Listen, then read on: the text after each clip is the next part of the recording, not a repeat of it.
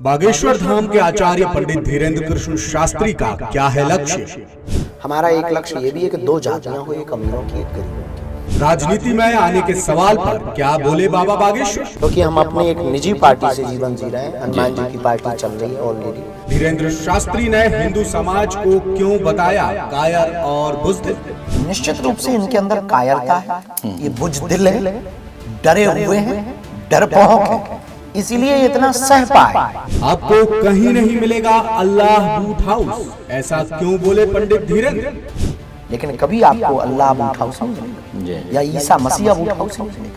धीरेन्द्र शास्त्री ने मंदिरों की खुदाई पर क्या कहा?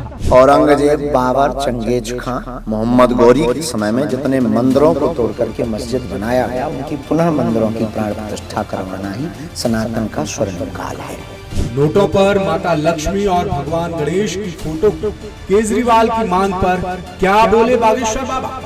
हमें उन सब पे क्यों जाना, लोगों के दिलों में हम लक्ष्मी गणेश की तैयारी करते हैं। इंसान बहुत है, इंसानियत मर गई। आचार्य धीरेन्द्र ने ऐसा क्यों कहा? हमारे गांव के कुत्तों ने काटना बंद कर दिया। क्या बात है जी, आजकल कालू टोनू काटते हैं। पंडित धीरेन्द्र शास्त्री ने बताया कैसे पहचाने अच्छा और सच्चा गुरु। जो अपनी पूजा करता है वो कच्चा है, जो आपकी बाहें पकड़कर परमात्मा से मिलाना है की चर्चा करता है वो सच्चा है। मुख्यमंत्री डॉक्टर मोहन यादव के कामकाज पर क्या बोले पंडित धीरेन्द्र कृष्ण शास्त्री? ऐसे कहा जैसे प्रारंभ में उन्होंने वो लाउड स्पीकर से किया, वो बहुत अच्छा था, हमने उसको हार्ट टू हार्ट टच किया।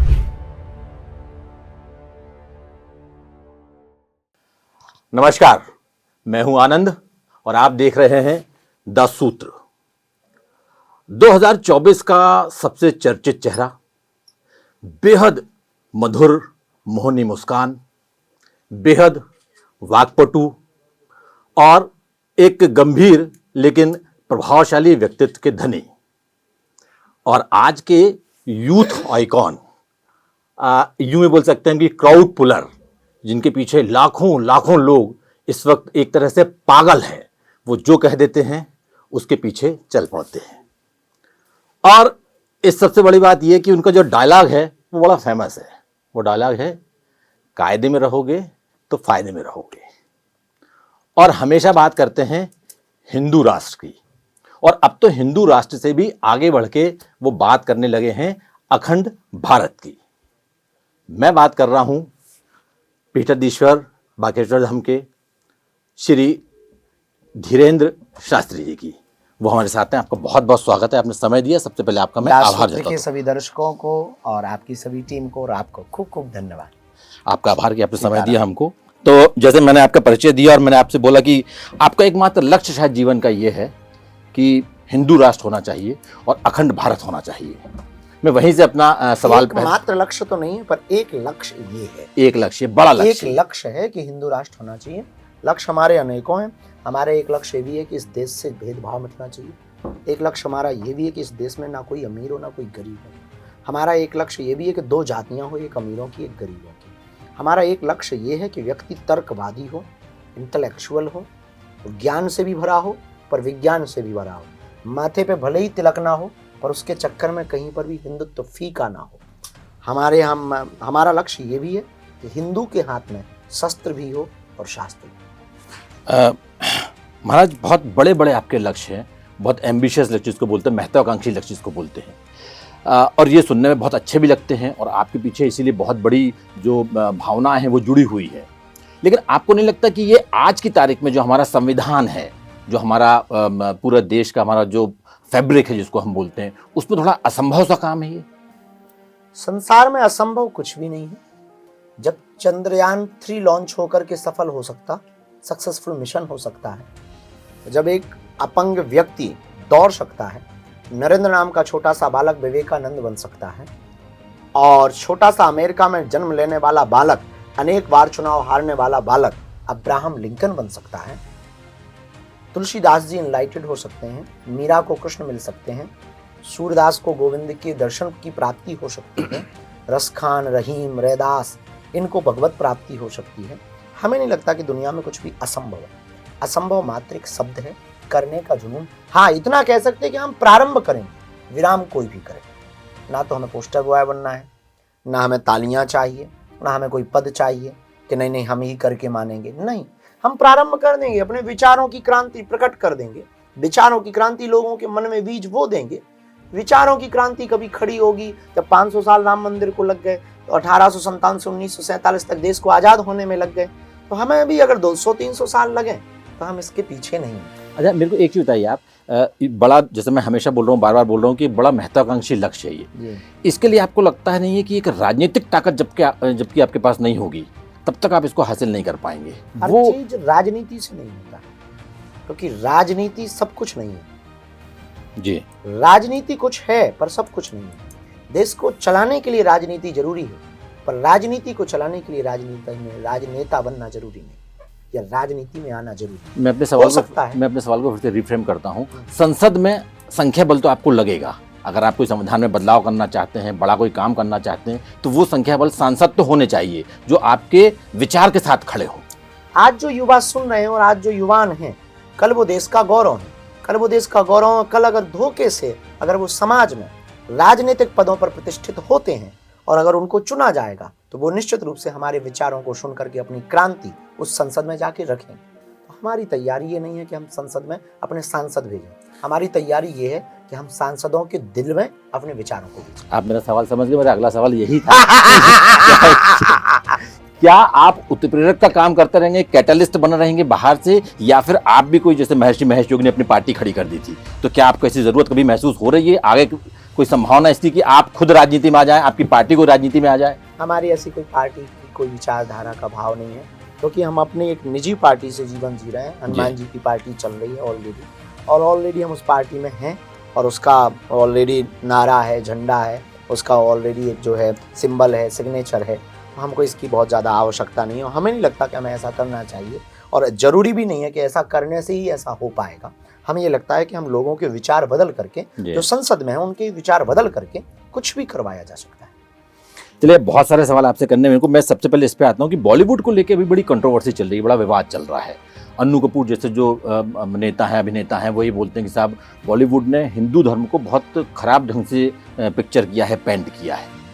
आप कैसे व्याख्या करते हैं इस पूरे? 1980 और 90 के दशक, 1980-84 के दशक में, ऐसा कंफर्म याद नहीं है जी, एक पिक्चर आई थी संतोषी माँ। जी जी जी। तो जब वो आई है 80 से 84 के बीच में जी, तो ऐसा कह रहे हैं लोग कि लगभग 2 साल तक शुक्रवार को टमाटर नहीं बिके। जी, इतना क्रेज था, पिक्चरों का बड़ा क्रेज होता है। पर हमें इस बात का दुख है कि हमारे भारतीय सिनेमा जगत के कुछ लोगों ने धूर्तता ये की कि गुंडों के मस्तक पर तिलक दिखाए और टोपी वालों को ईमानदार बताए। हमें कुछ लोगों पर बहुत ज्यादा दिक्कत इस बात पे भी है कि उन्होंने गुनाह का देवता बनाया पर गुनाह का मौला नहीं बना। हमें सिनेमा जगत के कुछ लोगों पर इसलिए भी बहुत ज्यादा हमें कई बार दिक्कत हो जाती है कि हवस का पुजारी हो सकता, हवस का हाजी या मौला या पादरी क्यों नहीं हो सकता।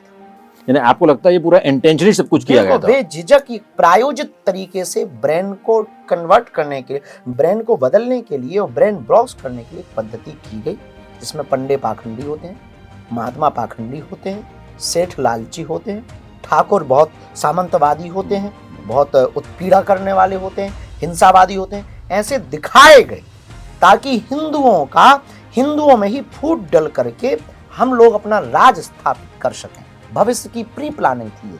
लेकिन देश बदला, समय बदला, समय का भाग्य बदला, अभिनय जगत के लोग बदले, अभिनय स्टोरीज लिखने वाले लोग बदले, कहानी अब चली। अब ये देश में ऐसा समय आ गया कि द कश्मीर फिल्म पाई। गुरुजी, लेकिन मैं आपसे एक सवाल करना, क्या आपको नहीं लगता कुछ हद तक हिंदू समाज भी इसके लिए दोषी है? मैं इसकी आपको वजह बताता हूँ, इसलिए दोषी बोल रहा हूँ मैं आपसे कि पटाखों पे लक्ष्मी जी की, देवी जी की फोटो लगा दी जाती है, परखच्चे उड़ जाते हैं पटाखे के, फिर वो दूसरे दिन पैर में आते हैं। आपने कई जगह देखा होगा बिल्डिंग्स में टाइल्स लगा देते हैं वो कि यहाँ पे कोई थूके ना, इसलिए देवी देवताओं की टाइल्स लग जाती है वहाँ पे। तो हम तो खुद बेकदरी कर रहे हैं अपने समाज की, अपने सनातन धर्म की। ये बात जो हम बोल रहे हैं या आप प्रश्न कर रहे हैं, इसकी आवश्यकता ही तब नहीं पड़ती जब देश का हिंदू जगह होता जी। निश्चित रूप से इनके अंदर कायरता है, ये बुजदिल है, डरे हुए हैं, डरपोक हैं, इसीलिए ये इतना सह पाए और सह रहे हैं। और ये अच्छा आपने तो ये 2 तर्क दिए, हम एक तर्क हमेशा बहुत उल्टा देते हैं। ये आपने राम बूट हाउस सुना? दुकानों के बाहर लिखा देखा होगा, जी पर आपने कभी मौला बूट हाउस नहीं देखा होगा। अच्छा ऑब्जर्वेशन है आपका, बहुत बढ़िया ऑब्जर्वेशन है जी जी। पर राम बूट हाउस आपको मिलेगा, श्याम बूट हाउस मिल जाएगा आपको, लेकिन कभी आपको अल्लाह बूट हाउस नहीं मिलेगा जी या ईसा मसीहा बूट हाउस नहीं मिलेगा। ठीक बोल रहे इससे हैं। सिद्ध होता है कि वो अपनी चीजों और अपने मजहब के भगवान आराध्य के प्रति कितने अलर्ट और सजग हैं, और हम कितने बेफिजूली आदमी हैं कि हम अपने आराध्य जिनको मानते हैं उनकी कितनी कद्र करते हैं। इसका इससे ही इस तर्क से ही देखते तो मेरा अगला सवाल ये है कि फिर हम ऐसा क्या कर रहे हैं कि अब हमारा राष्ट्र हिंदू जाग रहा है? ये क्या ऐसा हो रहा है, क्या बदलाव आपको दिखाई दे रहे हैं? बहुत ज्यादा बदलाव तो नहीं, पर ये बात ही हिंदुत्व की कर रहा है जी। बस यही एक नया बदलाव कह सकते हैं। अभी बात होगी, फिर मुलाकात होगी, फिर कुछ आगे और बढ़ेगा, धीरे धीरे स्टेप बढ़ते हैं, चरण बाई चरण। पर ये भी बहुत बड़ी बात है कि वो बात कर रहा है। कल तक 10 साल पहले तक जी आपके ही मीडिया जगत के लोग और आपके ही सामने कैमरा फेस करने वाले लोग हिंदू नहीं कह पाते थे। उन्हें डर लगता था कि अगर हम हिंदुत्व या हिंदुत्व कहेंगे तो लोग हमको मार ना देंगे। अब ये कम से कम भय खत्म है।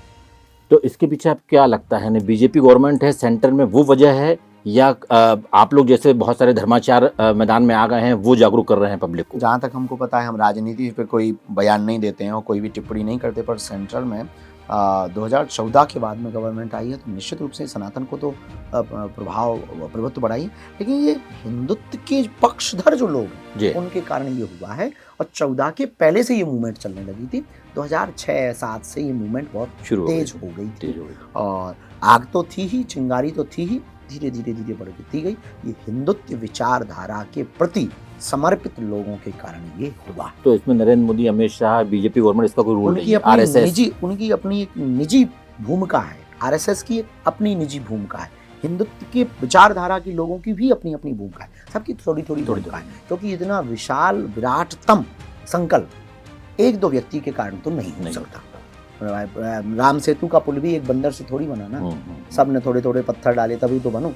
अच्छा एक चीज बताइए, एक अभी बड़ा विवाद चल रहा है कि वो अयोध्या से शुरू हुआ और संभल तक पहुंच गया, और अब उसमें खुद मोहन भागवत जी को इंटरवीन करना पड़ रहा है। वो बोल रहे भाई ये कहाँ तक करोगे, सब जगह खुदाई करोगे क्या? तो एक मोहन भागवत जी खुद ये बोल रहे हैं जो आरएसएस के चीफ हैं, और दूसरी तरफ कुछ लोगों का ये मानना है कि सब देखिए अब तो हिंदू जाग गया है, तो वही ये सब तो अब करते रहेगा। आपका इसमें क्या टेक है? औरंगजेब, बाबर, चंगेज खां, मोहम्मद गौरी के समय में जितने मंदिरों को तोड़ करके मस्जिद बनाया गया, उनकी पुनः मंदिरों की प्राण प्रतिष्ठा करवाना ही सनातन का स्वर्णिम काल है। ये बुरा नहीं, हम अपनी खोई हुई प्रतिभा को वापस ले रहे हैं। हम मस्जिदों को नहीं तोड़ना चाहें, मस्जिदों को तोड़ना बेकार है, मस्जिदों पर सर्वे कराना बेकार है, लेकिन जिन मस्जिदों में मंदिर हो वहां पर सर्वे करा। तो ये पता कैसे चलेगा? लेकिन सर्वे से ही पता लगेगा, वो तो जहाँ भी वो तो सर्वे से ही पता लगेगा ना, वो पुकारते हैं, वो तो बोलते हैं। तो फिर आपको नहीं लगता इससे समाज में बहुत एनार्की हो जाएगी? और ये तो बिल्कुल नहीं, इसमें तो इस्लाम आपकी न्यूज को एक मुहिम चलानी चाहिए। इस्लाम धर्म के लोगों को दोनों हाथ खोल करके जहां जहां मंदिर थे और उनको तोड़कर मस्जिदें बनाई थी, वहां पर दोनों हाथ खोल करके स्वागत उन्हें कर लेना चाहिए। इससे हमें लगता है देश में शांति। तो मेरा आपका अगला सवाल था कि ये आपने बोला, आज एक चीज और देखने में आ रही है कि राजनेताओं के पास पहले जो सामर्थ्य होता था पब्लिक को कन्विंस करने का या भीड़ जुटाने का, वो शायद कहीं ना कहीं नहीं रहा अब उनके पास। तो वो आपके जैसे धर्माचार हैं जो उनका इस्तेमाल कर रहे हैं। क्या आपको ऐसा लगता है? धर्म से राजनीति चलती है, राजनीति से धर्म नहीं चलता है। पहली बात तो आप ये समझ लीजिए। और दूसरी बात, राजनेता धर्म का चोला ओढ़कर अगर लोगों को पाखंडी भक्ति दिखाकर वोट बैंक के लिए धार्मिक हो रहे हैं, इस देश की सबसे बड़ी मूर्खता है। वोट बैंक के लिए धर्म का या धर्म गुरु का प्रयोग नहीं किया जाना चाहिए। समाज और देश के सुधार के लिए धर्म का और धर्म गुरु का सदुपयोग। लेकिन अरविंद केजरीवाल जो मुख्यमंत्री हैं थे दिल्ली के, फिर चुनाव आ गए हैं दिल्ली के, वो ये बोल रहे हैं कि साहब हिंदुस्तान के जो नोट हैं उन पे लक्ष्मी और गणेश की तस्वीर छपवाना चाहिए। क्या है? जो नोट है हमारे हाँ। बैंक के जो नोट होते हैं, हाँ, 100 के, 500 के, 1000 हाँ। के, वो जो नोट हैं उस पे लक्ष्मी और गणेश की तस्वीर छपवाना चाहिए। हमारे देश पे कृपा बरसेगी गणेश। तो इसको क्या आप राजनीति मानते हैं या क्या, कैसे देखते हैं? कह नहीं सकते, उनकी निजी आस्था भी हो सकती है, पर अगर चुनाव के समय पे बोल रहे हैं तो राजनीति है। ये बात अगर वो 5 साल पहले बोलते तो नहीं, एक बार पहले भी उन्होंने डिमांड की थी। हाँ। जब नोटबंदी हुई तो ये सब चीजें चल रही तब भी बोले थे, लेकिन अभी चूंकि कॉन्टेस्ट खड़ा हो गया चुनाव का। अब उनकी निजी आस्था है, अगर ये बात अगर वो बहुत पहले से बोल रहे हैं जी। तो हो सकता है उनकी आस्था हो, हम उनके खिलाफ या पक्ष में नहीं है, और धार्मिक आस्था के प्रति तो सम्मान है, पर ये बात केवल राजनीति के लिए अगर की जा रही है तो फिर मुद्दा। आपको क्या लगता है, क्या होना चाहिए, क्या लक्ष्मी और गणेश के फोटो नोटों पे? हमें उन सब पे क्यों जाना, लोगों के दिलों में हम लक्ष्मी गणेश की तैयारी कर रहे हैं, नोटों पर आ जाने से कुछ भी नहीं। नोटों और वोटों में लक्ष्मी गणेश का प्रयोग नहीं होना चाहिए, लोगों के दिलों में लक्ष्मी गणेश का प्रयोग होना चाहिए, विचारों में जहां जरूरत है। क्योंकि नोटों पर अगर लक्ष्मी गणेश हो तो कृपा नहीं बरसेगी, विचारों में लक्ष्मी गणेश होंगे तो ही कृपा बरसेगी। गणेश जी से आप सीख क्या रहे, ये महत्वपूर्ण है। गणेश जी की मूर्ति कितनी बड़ी है ये महत्वपूर्ण नहीं। बहुत बढ़िया जी जी। लक्ष्मी जी से आपने सीखा क्या, गणेश जी से लंबी सूर से सीखा क्या, गणेश जी से आपने क्या पाया कि विचित्र भेष होने के बाद भी सम्मान को स्थापित करने की कला गणेश जी के अंदर है। हम वो सीखें, विचारों में गणेश जी को रखें, नोटों या वोटों में गणेश जी को रखें। अच्छा महाराज, एक चीज और बताइए आप कि हम अगर इतिहास उठा के देखते हैं तो हम देखते हैं कि धर्म ने जितना समाजों का नुकसान किया और जितना लड़वाया है उतना किसी दूसरी वजह से लड़ाई नहीं हुई। आप इतिहास उठा के देख लीजिए, आप पूरे विश्व का, पूरे विश्व का, केवल भारत का नहीं, पूरे विश्व का, चाहे वो यहूदी हो, बिल्कुल, बिल्कुल, पारसी हो, बिल्कुल, यूनान हो, बिल्कुल, या फिर अमेरिकन हो या जी, यूरोपियन कंट्री जी, हो, जी, वो पूरे विश्व का है। जी। तो ये कहाँ कमी रह गई? कोई कमी नहीं है। देखिए, हर विचारधारा अपने आप को बड़ा साबित करने के लिए लड़ती है और गहरा। हम एक बात के बहुत खिलाफ हैं कि आप कितने पुराने, इस बात के हम बहुत खिलाफ हैं, क्योंकि शराब नहीं है।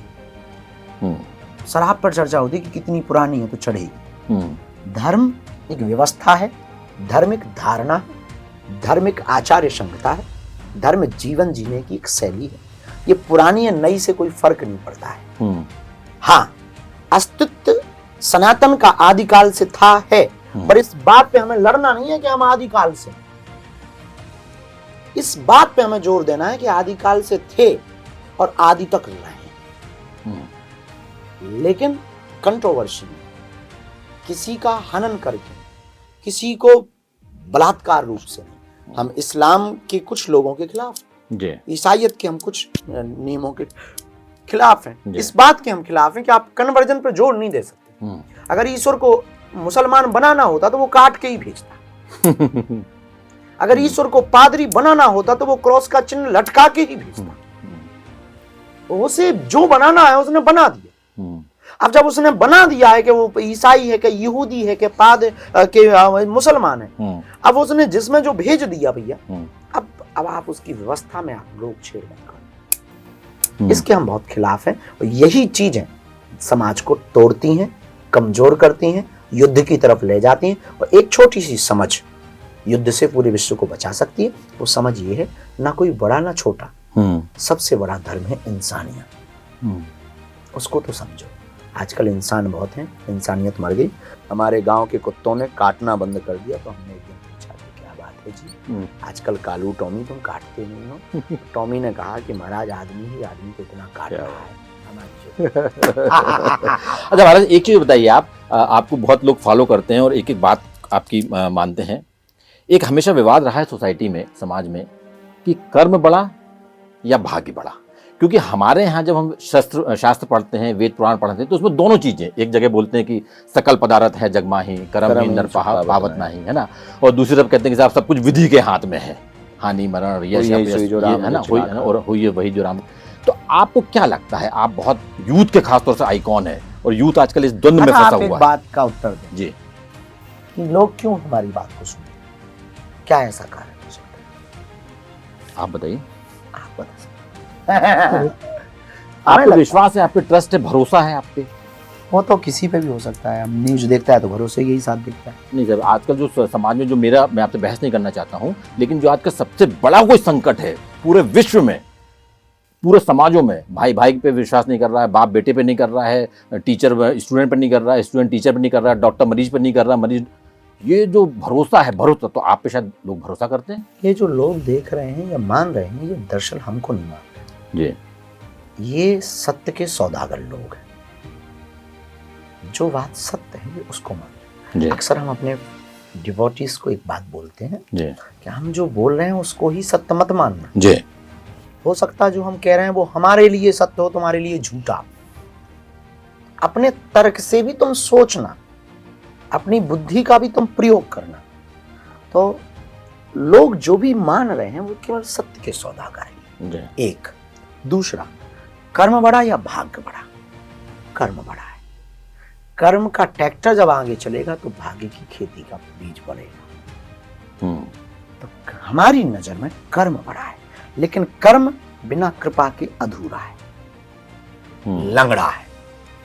जैसे विज्ञान बिना ज्ञान के लंगड़ा है, जैसे ज्ञान बिना विज्ञान के अंधा है, वैसे ही कर्म बिना कृपा के अधूरा है। बहुत से लाखों ऐसे लोग हैं जो दिन भर मजदूरी करते हैं, बिल्कुल, तो 250 पाते हैं, और आपके जैसे लोग हैं तो 2.5 घंटे के इंटरव्यू के 2.5 लाख। अच्छा, आप ये बताइए, आप इससे उन्मुक्त होकर हंसते हैं, इसका क्या राज है? इसका राज ये है कि अंदर कुछ है नहीं, आओ तो वेलकम, ना आओ तो भीड़ कम। अच्छा महाराज, एक चीज आप बताइए, आप बार बार दादा महाराज की बात करते हैं और आप बहुत आर्थिक रूप से संघर्ष करते हुए आगे बढ़े, आप खुद बहुत गरीब परिवार से थे, लेकिन हमारे यहाँ आमतौर पर बोला जाता है कि प्रतिभा विरासत में नहीं मिलती, लेकिन आपको तो विरासत में बहुत कुछ मिल गया।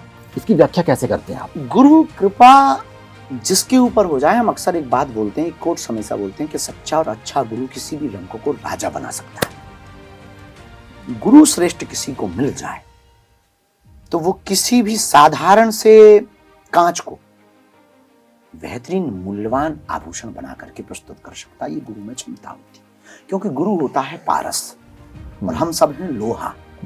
जिसको भी पारस स्पर्श होगा तो पारस का ये गुण है, वो सोना बना देगा। बहुत बढ़िया जी। अब ये गुरु के ऊपर है कि किसको टच करता है, और खरा सोना बनाता है या साधारण सोना। तो अब आप ये और बता दीजिए लगे हाथ कि सच्चे गुरु को, अच्छे गुरु को ढूंढा कैसे जाए और ये परखा कैसे जाए कि हाँ गुरु सच्चा है और हम इसको गुरु बना सकते हैं। जो अपनी पूजा करवाए वो कच्चा है, जो आपकी बाहें पकड़कर परमात्मा से मिलाना की चर्चा करे वो सच्चा है जी। वो कच्चा है, जो अपनी पूजा करवा रहा वो सच्चा है, जो परमात्मा की पूजा करवा रहा। एक ही सिद्धांत है, लालची गुरु लोभी चेला, चले नरक में ठेलम ठेला। क्या बात है जी। अच्छा, आप वैसे राजनीति में कम बात करते हैं, लेकिन चूंकि आप मध्य प्रदेश से हैं, आपकी हमारे जो मुख्यमंत्री हैं मोहन यादव जी, डॉक्टर मोहन यादव, उनसे आपकी मुलाकात है? हाँ, 2-3 बार बैठे है ना। एक बार उनके पिताजी का वो शरीर पूर्ण हुआ था, हम गए भी जी। तो ये बताइए कि 1 साल उनको हो गया है काम करते हुए, 1 साल, आप 1 साल के कामकाज को कैसे आंकते हैं, कैसे देखते हैं? अगर मैं आपसे पूछूं कि एक कोई बहुत अच्छा काम जो आपको अच्छा लगा और एक कोई सलाह आप देना चाहें तो क्या सलाह देंगे? बहुत से ऐसे कार्य, जैसे प्रारंभ भी उन्होंने वो लाउड स्पीकर से किया था, जी। वो बहुत अच्छा था। हमें उसको हार्ट टू हार्ट टच किया उसके लिए। अभी उन्होंने लाडली बहनाओं के लिए भी और राशि बढ़ाने की बात की, ये भी बहुत अच्छा है। उन्होंने उज्जैन महाकालेश्वर नाथ के मंदिरों पर जोर दिया, ये भी बहुत अच्छा है। और भी अन्य छोटी छोटी चीज़ें हैं जो बहुत अच्छी कार्य कर रहे हैं, ऐसे हमें गिनती तो नहीं है। फिर और आपको सलाह देना चाहें कि ये उनको करना चाहिए निकट भविष्य में? बहुत बढ़िया। अच्छा, एक चीज मैं आपसे, अपनी बनती होती तो हम आपको सलाह देते, पहुंचा दो। अच्छा, एक बहुत सोशल कॉज इशू खड़ा हो रहा है, जिस पे आपका भी शायद ध्यान गया होगा। हम लोग के यहाँ वृद्धाश्रम बहुत खुल रहे हैं, ओल्ड एज होम्स बहुत ज्यादा खुल रहे हैं। इस समस्या को आप कैसे देखते हैं और क्या इसका कोई निराकरण भी आपको दिखाई देता है? निराकरण तो है, पर कोई करना नहीं चाहता है जी। एक सज्जन मिले हमें, हमने कहा कि काश बेटियों को, और उन्होंने हमसे कहा कि काश बेटियों को माँ बाप को रखने का अधिकार होता तो देश में वृद्धाश्रम नहीं होते। हमने उनको कहा कि नहीं, थोड़ा उल्टा कर दीजिए। बोले क्या? हमने कहा जो बहुएं घर में आई हैं वो सास ससुर को माँ बाप मानने लगते तो शायद वृद्धाश्रम नहीं होता। बहुत बड़ी बात बोल रहे हैं आप, बहुत बढ़िया बात बोल रहे हैं। तो इस देश में हमने जैसा कि प्रारंभ में कहा कि इंसान तो हैं, इंसानियत खत्म हो रही है, मकान बड़े हो रहे हैं, दिल छोटे हो रहे हैं। लोगों के पास भाषा के लिए शब्द बहुत बचे हो गए हैं। अंग्रेजी, स्पेनिश, जापानीज, फ्रेंच बहुत से शब्दों का प्रयोग कर रहे हैं, पर दिल की बात कहना भूल गए हैं। लोगों को मोबाइल और पड़ोसी के लिए टाइम शुरू हो गया है, पर अपनों के लिए टाइम नहीं बचा है। लोगों को कुत्तों से प्यार बढ़ गया है और इंसानों से प्यार घट गया है। यहाँ दिखावा ज़्यादा, फोटो ज़्यादा, चित्र ज़्यादा, चरित्र कम हो गया है। रील की ज़िंदगी बढ़ गई है, रियल की ज़िंदगी घट गई है। पहले के ज़माने में मकान दूर होते थे पर दिल पास पास होते थे। आजकल जब से फ्लैट वाला लक्षण आया, फ्लैट में दीवार एक हो गई है पर दिल बड़े दूर दूर क्या हो। इसलिए ये वृद्धाश्रम, अनाथालय, इनके बढ़ने का सबसे बड़ा यही कारण है कि लोगों के अंदर की जो सेंस है खत्म होते जा रहे हैं। अपनत्व की पीड़ा मिटती जा रही है।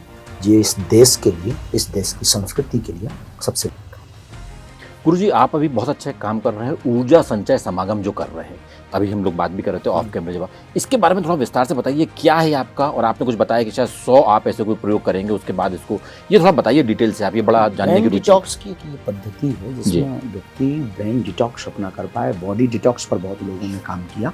हमने जो पद्धति निकाली है, जो वैज्ञानिक भी है, साइंसली और स्पिरिचुअल दोनों को मिला करके प्राचीन वेदों की प्रयोगों को हमने रखा है, इसमें संयोग किया है, दोनों को जोड़ करके ये ब्रेन डिटॉक्स की पद्धति है जिसमें विचारों की, बुद्धि की शुद्धि की जाती है। बुद्धि शुद्ध होगी, बॉडी भले ही फिट हो, पर ब्रेन अगर अनफिट होगा, मन अनफिट होगा तो आप जी नहीं पाएंगे। ठीक है, ऐसे जूता कितना भी बढ़िया कंपनी का हो और पहना हो, पर अगर भीतर एक छोटा सा कांटा लग जाए या छोटा सा कंकड़ आ जाए तो पूरे रास्ते की यात्रा और नए जूते की उस खुशी को खत्म कर देता है। वैसे ही जिंदगी में तन कितना भी तंदुरुस्त हो पर मन बहुत कमजोर हो जाए तो खुशी को खत्म कर देता है। तब हमने एक पद्धति निकाली, ब्रेन डिटॉक्स, जिसे दुनिया में तब प्रस्तुत करेंगे जब इसके 100 सेशन सफल हो जाएंगे। अभी कितने सेशन हो चुके हैं? अभी लगभग 2 या 3 ये तीसरा है। तो ये जब तक 100 सेशन सफल नहीं होंगे तब तक दुनिया के सामने नहीं लाएंगे, लेकिन ये अपनी दुनिया में एक नया इतिहास गढ़ेगा।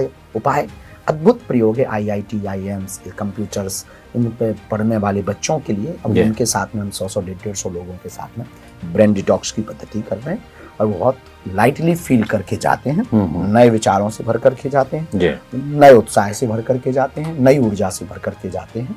इसलिए इस पद्धति का नाम है ऊर्जा संचय समागम। पर एक मुख्य प्रश्न रह गया जो हम ही कर लेते हैं। बागेश्वर धाम एक ऐसा तीर्थ है जो केवल अध्यात्म की चर्चा नहीं करते, केवल हिंदुत्व की बात नहीं करते, समाज को जोड़ने की भी बात करते हैं, और केवल हिंदू राष्ट्र के लिए या हिंदुओं की एक के लिए पद यात्रा नहीं करते।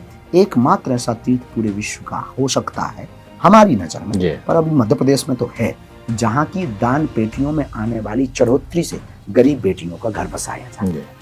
ये बहुत अच्छा पुण्य का काम करते हैं, बहुत बड़ा काम 5 साल से। और इस साल पुनः 26 फरवरी को 251 बेटियों का विवाह है, और इस बार 108 आदिवासी बेटियों का विवाह है। 151 सब समाज की, पर 108 आदिवासी, क्योंकि कन्वर्जन के लिए यही सबसे सॉफ्ट है। और हम चाहते हैं कि वो हमसे दूर ना हो, बालाजी से जुड़े रहें, उनका परिवार जुड़ा रहे। इसलिए 108 बेटियां आदिवासी समाज की, 151 सब समाज की बेटियां हैं, और 251 से प्लस बागेश्वर धाम पर बेटियों का विवाह 26 फरवरी को है। सब बारातें आ रही, और हमने एक नया प्रयोग किया है। इस देश में ना कोई बड़ा है ना छोटा, इसके लिए सभी बड़ों को, दूल्हों को घोड़ों पर बैठाया जाए। अच्छा, ये जो बार बार विवाद होते हैं कि जो दलित समाज के दूल्हे घोड़े पे नहीं बैठ सकते, हम पूरे देश को एक नया मैसेज देंगे, क्यों नहीं बैठ सकते। सबको जीने का अधिकार है, सबका उत्सव है, सबका विवाह है, सबको अपना विवाह अच्छे से करने का अधिकार है। अब आप विवाह पे आए गए हैं तो बड़े लोगों के एक, मेरे से बहुत सारे लोग आपके विवाह की और चर्चा करेंगे कि आप कब विवाह करने जा रहे हैं। जल्दी करेंगे ये मैटर, जल्दी यानी 25 में? ये कह नहीं सकते। अरे आप क्या नहीं कह सकते, आप तो सब बता सकते हैं। अपने बारे में थोड़ी बता सकते हैं भैया, दूसरों के बारे में बता सकते हैं, अपने बारे में। आपने हमसे बात की, धन्यवाद, बहुत बहुत आभार, बहुत बहुत आभार गुरुजी आपका, बहुत बहुत आभार। लेटेस्ट इन्वेस्टिगेटिव और इन डेप्थ खबरें देखने के लिए ज्वाइन कीजिए द सूत्र का व्हाट्सएप चैनल, सब्सक्राइब कीजिए यूट्यूब चैनल, लाइक कीजिए फेसबुक पेज और पढ़ते रहिए वेबसाइट www.dasudra.com।